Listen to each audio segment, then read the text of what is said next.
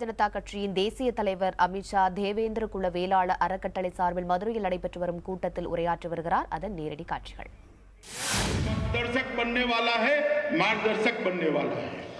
அதாவது இந்த நாடு முழுவதும் நாம் பார்த்திருக்கிறோம், பல்வேறு சமுதாயத்தினர் கூட்டம் போட்டு எங்களை பிற்படுத்தப்பட்டவர்களாக அறிவிக்க வேண்டும் என்று சில லாபங்களுக்காக நிகழ்ச்சிகள் நடத்துவதை பார்த்திருக்கிறோம்.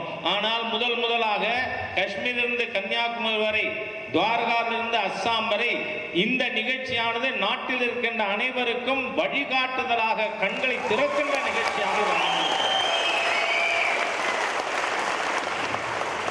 कई प्रकार के समाज शास्त्र के विद्वान और सामाजिक कुरीतियों पर जो रिसर्च करते हैं ऐसे लोग जाति प्रथा पर सवाल उठा रहे हैं।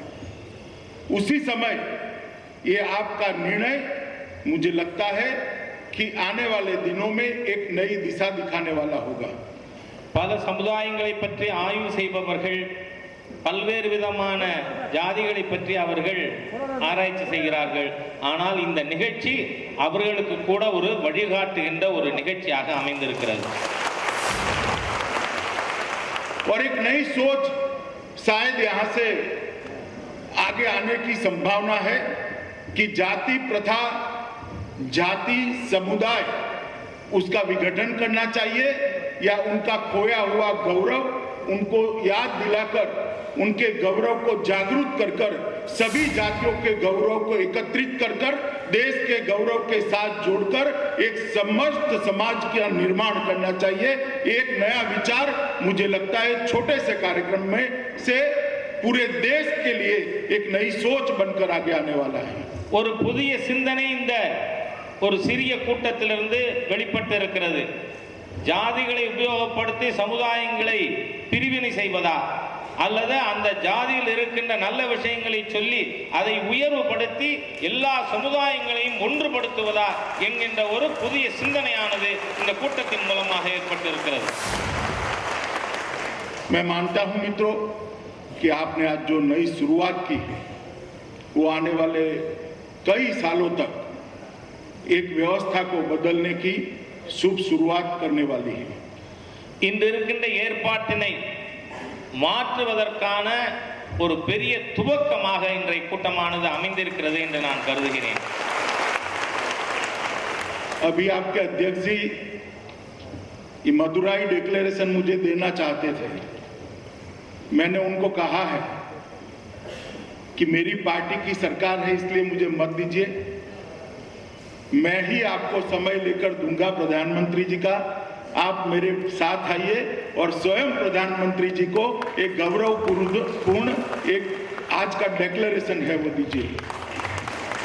இங்கு மதுரையிலே இந்த டிக்ளரேஷன்ல நான் பங்கு பெற வேண்டும் என்று கேட்டார்கள்.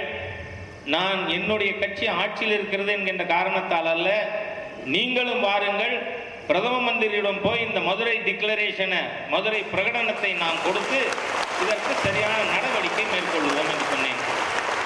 भारतीय जनता पार्टी ने पहले से ही आपका जो डिक्लेरेशन है उसका समर्थन जब नितिन गडकरी अध्यक्ष थे उसी समय किया है और आज भी भारतीय जनता पार्टी इस डिक्लेरेशन के साथ अपने आप को खड़ा महसूस करती है और उसका समर्थन करती है. இந்த மதுரை பிரகடனத்தில் இருக்கின்ற விஷயத்தை திரு நிதின் கட்கரி அவர்கள் தலைவராக இருந்த பொழுதே நாம் ஆதரித்திருக்கிறோம். பாரதிய ஜனதா கட்சி ஆதரித்து வருகிறது. ஆக இதற்கு நானும் முழு ஆதரவை பாரதிய ஜனதா கட்சியின் சார்பாக தருகிறேன். मित्रों, आज मैं अभी मीनाक्षी मंदिर में मां पार्वती का आशीर्वाद लेकर यहाँ आया हूँ. நண்பர்களே, நான் இப்பொழுது மதுரையிலே பார்வதியினுடைய மீனாட்சி அம்மனுடைய ஆசீர்வாதத்தை பெற்று இங்கே வந்திருக்கிறேன்.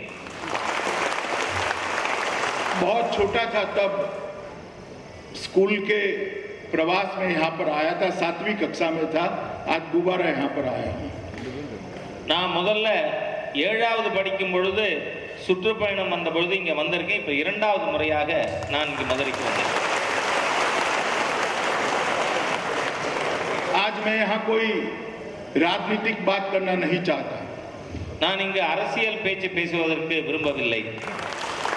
मगर इतना मैं जरूर कहना चाहता हूं कि तमिलनाडु बड़ी दुर्भाग्य की बात है कि एक और तो देश के विकसित राज्यों की सूची में शामिल है और एक और देश के सभी भ्रष्ट राज्यों की सूची में शामिल है. அதாவது இன்று தமிழகமானது ரொம்ப வருந்தக்கூடிய விஷயம் என்னன்னு சொன்னா, நன்கு வளர்ச்சி பெற்ற மாநிலத்தின் பட்டியலிலே தமிழகம் இருக்கிறது என்பதிலே சந்தேகமில்லை. ஆனால் மிகவும் ஊழல் மிகுந்த மாநிலம் என்கின்ற பட்டியலிலும்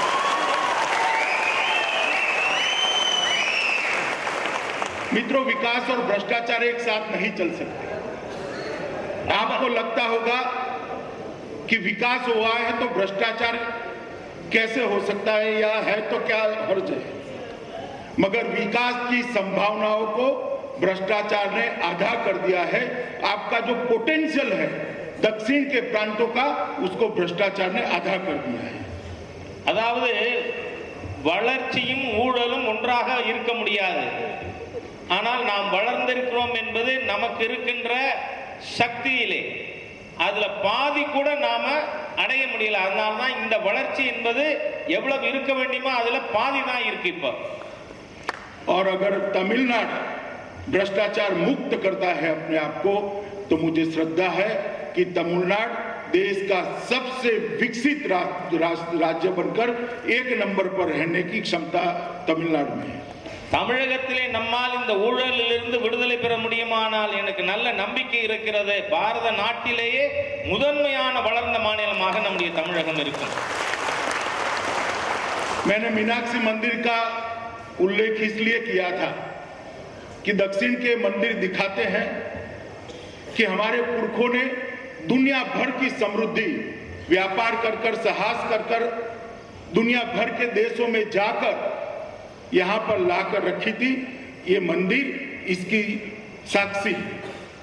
அதாவது நான் மீனாட்சி அம்மன் கோவிலை பற்றி இங்கே குறிப்பிட்டதற்கு காரணம் என்னவென்று சொன்னால், நம்முடைய முன்னோர்கள் உலகில் இருக்கின்ற நாடுகளுக்கெல்லாம் சென்று சம்பாதித்து கொண்டு வந்த செல்வங்களை அவர்கள் எப்படி பயன்படுத்தி இருக்கிறார்கள் என்பதற்கு ஒரு உதாரணமாக, சாட்சியாக இந்த கோவிலானது இருக்கிறது. देश की 10 राज्य सरकारें भी मिलकर एक मीनाक्षी मंदिर अगर बनाना चाहे तो नहीं बना सकते हैं. इतनी समृद्धि हमारे पुरखों ने यहाँ पर इकट्ठी की थी. इसका साक्षी आज भी ये मीनाक्षी मंदिर गौरव के साथ यहाँ पर खड़ा है. நாட்டில் இருக்கின்ற 10 மாநிலங்கள் சேர்ந்து கட்ட வேண்டும் நினைத்தால் கூட இந்த மாதிரியான மீனாட்சி அம்மன் கோயில் போன்ற ஒரு கோவிலை கட்ட முடியாது. நம்முடைய முன்னோர்கள் அவ்வளவு செல்வங்களையும் கொண்டு வந்து இங்கே இவ்வளவு பெரிய கோவிலை கட்டி இருக்கிறார்கள். देवेंद्र कुला वेलालर के आज समागम में मैं जब यहाँ आया हूँ तब मैं पूरी तमिलनाडु की जनता को अपील करना चाहता हूँ कि आप तमिलनाडु के अंदर भ्रष्टाचार विहीन शासन व्यवस्था बनाने का संकल्प करिए. तमिलनाडु के सभी समाज, विशेषकर युवा और जिनको अभी इस देश में 25, 50, 75 साल जीने हैं, ऐसे युवा एक संकल्प करें कि तमिलनाडु के अंदर से हम भ्रष्टाचार को उखाड़ कर फेंक देंगे और निर्दयता से भ्रष्टाचार को उखाड़ कर फेंक देंगे. தேவேந்திர குல வேளாளர் சமுதாயத்தினுடைய கூட்டத்தில் வந்திருக்கின்ற இந்த சமயத்திலே நான் அனைத்து சமுதாய மக்களிடமும் கேட்டுக்கொள்கிறேன், தமிழகம் ஒரு ஊழல் இல்லாத மாநிலமாக மாற்ற வேண்டும்.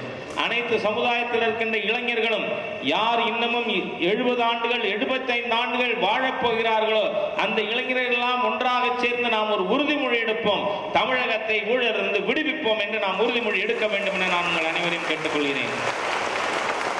अभी देश में श्री नरेंद्र मोदी के नेतृत्व में सरकार काम कर रही है. மத்தியிலே திரு நரேந்திர மோடி அவர்களுடைய தலைமையிலே அரசானது செயல்பட்டு கொண்டிருக்கிறது. नरेंद्र मोदी जी की सरकार ने 1-1.25 साल में बहुत सारे काम किए हैं. मैं इसका उल्लेख यहाँ कहना नहीं चाहता क्योंकि मंच इसके लिए नहीं है. இந்த ஓராண்டிலே மோடிஜி அவர்களுடைய அரசாங்கம் பல்வேறு சாதனைகளை செய்திருக்கிறது. அதை நான் இங்கே பட்டியலிட விரும்பவில்லை, ஏனென்றால் இந்த மேடை அதற்கான மேடை அல்ல. मगर एक बात मैं जरूर कहना चाहता हूं, मोदी जी ने 1-1.25 साल के अंदर ही पूरी दुनिया में भारत के गौरव को पुनः प्रस्तापित किया है और हर भारतीय का सर ऊंचा करने का काम नरेंद्र मोदी सरकार ने किया है. மோடி அவர்களுடைய அரசாங்கம் ஓராண்டு அல்லது 15 மாதத்திற்குள்ளாக இந்த உலகத்திலே பாரத நாட்டுக்கு மிகப்பெரிய கௌரவமான நிலையினை அவர் பெற்றுக் கொடுத்திருக்கிறார். और आज मैं मेरे भाषण समाप्त करने के पहले देश के इस दक्षिण हिस्से में सभी मेरे देशवासियों को कहना चाहता हूं कि नरेंद्र मोदी जो प्रयास कर रहे हैं उसमें आप लोगों का भी आशीर्वाद और शुभकामनाएं हमेशा मिलती रहे, ये बहुत जरूरी है. நான் என்னுடைய உரையை முடிப்பதற்கு முன்பாக மிகப்பெரிய சாதனை செயல்பாட்டை செய்து கொண்டிருக்கின்ற நரேந்திர மோடி அவருடைய அரசாங்கத்திற்கு உங்கள் அனைவருடைய ஆசீர்வாதமும் வாழ்த்துக்களும் இருக்க வேண்டியது அத்தியாவசியமானது என்பதை தெரிவித்துக் கொள்கிறேன். और फिर से एक बार देवेंद्र कुला वेल्लर समाज के मेरे भाइयों बहनों को हृदय से प्रणाम कर कर उनका ये जो प्रयास है उसको प्रणाम कर कर और इस समाज ने जो निर्णय किया है, एक गौरवपूर्ण निर्णय किया है, उसका समाज प्रणाम कर कर मैं मेरी बात को समाप्त करता हूं. देवाधिदेव इंद्र हमेशा आपको शक्ति दे और आपके गौरव को पुनः प्रस्थापित करने में कोई बाधा न रहे, ऐसी प्रार्थना कर कर मेरी बात समाप्त करता हूं. वंदे मातरम. देवेंद्र वेलाளர் சமுதாய மக்களுக்கு உங்களுடைய இந்த முயற்சிக்கு ஆண்டவன் நான் என்னுடைய இதயபூர்வமான வணக்கங்களை தெரிவித்துக் கொள்கிறேன். உங்களுடைய முயற்சி வெற்றி பெற வேண்டும், உங்களுடைய தீர்மானமானது நிறைவேற வேண்டும் என்பதற்கு என்னுடைய இதயபூர்வமான வணக்கங்களை தெரிவித்து நான் முடித்துள்ளேன்.